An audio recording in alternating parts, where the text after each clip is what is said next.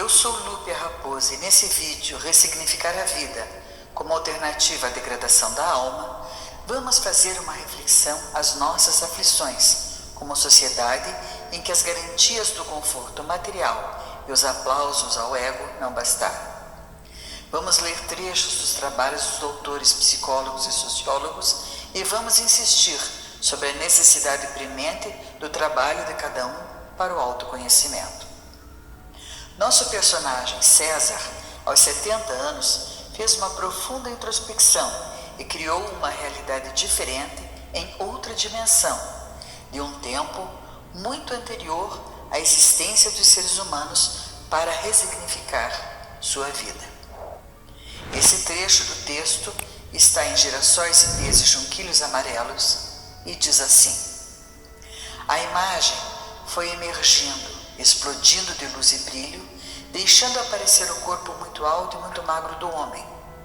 Viram que ele era muito velho e quieto, e que parecia muito triste e fraco, que estava curvado como se sob um peso descomunal que o esmagava, provocando um terrível sofrimento, em tudo fazendo pensar em uma carga de dor.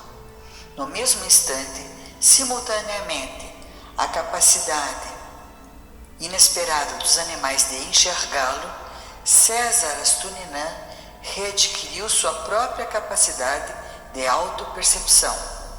Descobriu-se imóvel e entorpecido pela própria imobilidade, com frio e com medo, acocorado como num poleiro no alto da rocha árida e afiada que lhe lastimava os pés descalços. Estava com os longos cabelos brancos caídos sobre o rosto, descarnado e os braços cruzados na ação de abraçar-se tão estreitamente que conseguia tocar as costas e sentir com as pontas dos dedos os tocos onde antigamente havia um par de asas enormes, agora cortadas rente, com o lugar exato, marcado por protuberâncias inflamadas de ossos e carne machucada, latejante na infinita dor da mutilação criminosa.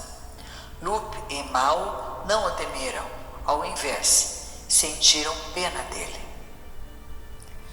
César é um personagem perturbado pela falta de perspectiva e assombrado pelo medo do fracasso e por uma existência medíocre. Ele era alguém de quem se esperava muito e sucumbiu ao medo do fracasso. Ele podia sentir nas costas o lugar exato em que antes havia um par de asas enormes que lhe foram arrancadas, e então ficou muito claro que precisava encontrar uma maneira de recuperá-las para finalmente poder erguer-se acima da sua vida tão rasteira e sem sentido. Essa pode bem ser a imagem a se adotar como motivadora para o trabalho de cada um sobre si mesmo, cada um sobre seus próprios pensamentos, para trilhar o caminho da introspecção para o autoconhecimento. Talvez seja útil se perguntar: quem ou o que roubou minhas asas? Estudando os trabalhos dos sociólogos que nos colocam na pós-modernidade, concluímos sobre a confusão em que submerge nossa sociedade ocidental atual. Em algum momento, acreditamos que o consumo irrestrito seria a fórmula para a felicidade numa sociedade em que o único grave pecado é não consumir. Acumulamos nossos filhos de coisas, evitamos para eles, a qualquer custo, a experiência da frustração e invertemos a ordem natural em que os mais velhos e experientes deveriam indicar o caminho, ensinar os passos e abdicamos do papel de pais para ocuparmos o de amiguinhos. Zygmunt Bauman, o sociólogo, no seu texto O Mal-Estar da Pós-Modernidade, capítulo 5, Os Heróis e as Vítimas da Modernidade, descreve o comportamento dos grupamentos humanos da pós-modernidade ocidental nas linhas que seguem.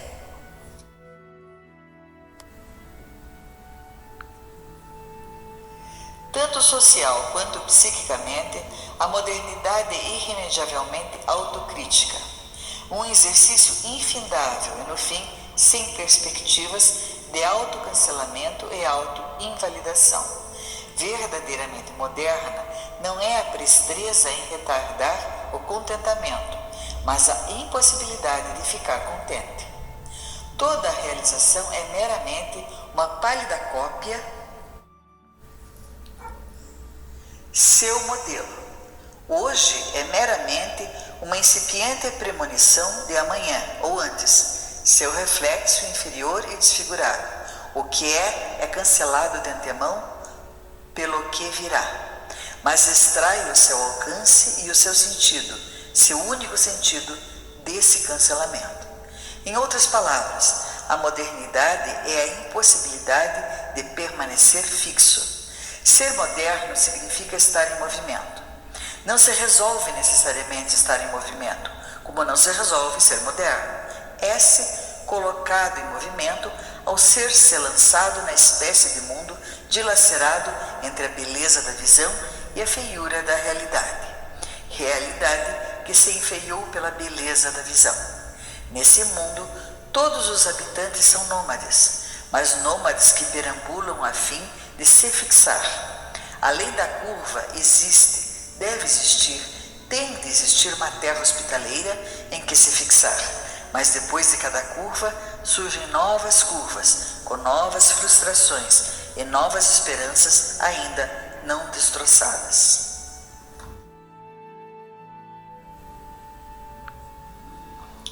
O doutor Theodore Dalrymple, em seu texto Podres de Mimados, as consequências do sentimentalismo tóxico, nos diz: o triunfo da visão romântica da educação foi duplamente desastroso por ter coincidido com o triunfo da visão romântica das relações humanas, particularmente das relações familiares. Essa visão é mais ou menos assim: sendo a felicidade o objetivo da vida humana, e sendo óbvio e patente o fato de que muitos casamentos são infelizes, é hora de basear as relações humanas não em bases extemporâneas e antirromânticas como obrigação social, interesse financeiro e o dever, mas nada além do amor, afeto e inclinação. Todas as tentativas de estabilidade baseadas em qualquer coisa que não seja o amor, o afeto e a inclinação são intrinsecamente opressoras e devem, portanto, ser descartadas, uma vez que as relações, especificamente aquelas entre o sexo, se baseiam apenas no amor. Toda a beleza da personalidade humana, até agora tapados pelas nuvens do dever, da convenção, da vergonha social e afins, surgiria como uma cruscante libélula de verão.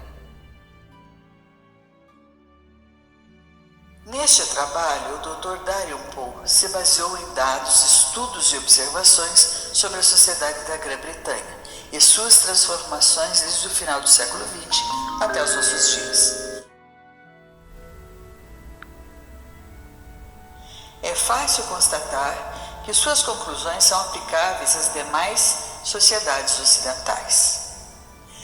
No artigo dos pós-graduandos Camila Calau, Thaís Gisele Diniz Santos e José Edmilson Souza Lima, Paradigmas de Desenvolvimento, Natureza e Subjetivação, as ressignificações do sujeito nas múltiplas crises da humanidade, em seu capítulo O Sujeito da Modernidade Reflexiva, saltam as perguntas: o que fazer? Como agir? Quem ser?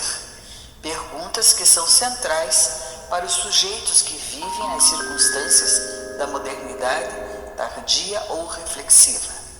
As características dessa época se assemelham muito com o impulso reflexivo iniciado na contracultura e no movimento da nova era. O trato com uma espiritualidade interior impulsiona questões existenciais, bem como uma intensificação da autoobservação, autocuidado, autotransformação, autorrealização e da autoterapia. O sujeito da pós-modernidade volta a se questionar sobre o ser e sobre a vida diante de um mundo em crise. Tudo isso nos leva à conclusão do início do nosso vídeo.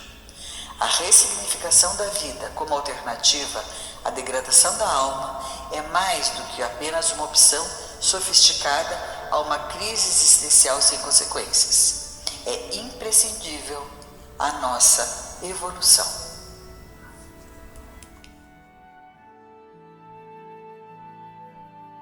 Muito obrigada a todos que nos acompanharam até aqui. Até o nosso próximo vídeo.